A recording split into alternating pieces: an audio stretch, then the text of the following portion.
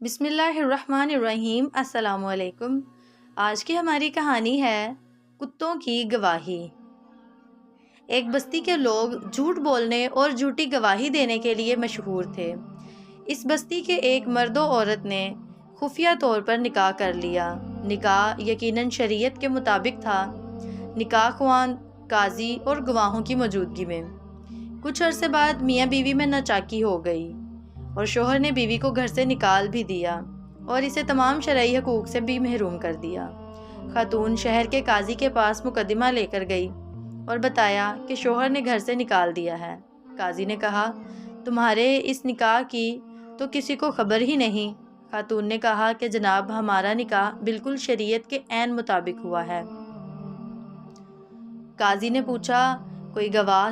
جی قاضی صاحب، 2 گواہ بھی تھے، انہی کی موجودگی میں یہ نکاح ہوا تھا۔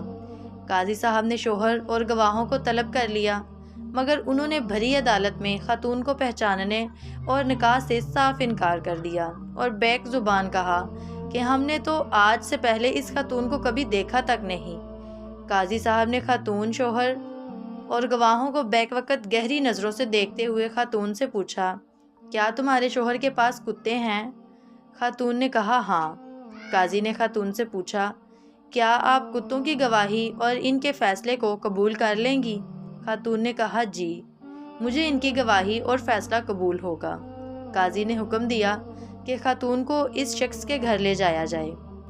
اگر وہ اس خاتون کو دیکھ کر اجنبی جان کر بھونکنے لگیں تو یہ عورت جھوٹی ہے، اور اگر وہ کتے خاتون کو دیکھ کر گھر کا فرد سمجھ کر خوش ہوں اور اس کا استقبال کریں تو خاتون کا دعویٰ درست اور شوہر اور گواہ جھوٹے ہیں اور یہ خاتون گھر کی مالکن ہے۔ یہ حکم جاری کرتے ہی قاضی اور عدالت میں موجود لوگوں نے شوہر اور گواہوں کی طرف دیکھنا شروع کر دیا، جن کے چہرے جھوٹ پکڑے جانے کے خوف سے پیلے ہو گئے تھے اور جسم کپ کپانے لگے تھے۔ فیصلہ تو ہو چکا تھا کہ کون سچا اور کون جھوٹا ہے۔ قاضی صاحب نے سپاہیوں کو حکم جاری کیا، گرفتار کر لو ان جھوٹوں کو اور انہیں کوڑے لگاؤ کہ یہی جھوٹے ہیں، اور پھر انہیں کوڑے لگائے گئے اور عورت کا حق دلوایا گیا۔ کہنے والے نے کیا خوب کہا ہے، بدترین بستیاں ہیں وہ جن کے باشندوں سے زیادہ ان کے کتے سچے ہیں۔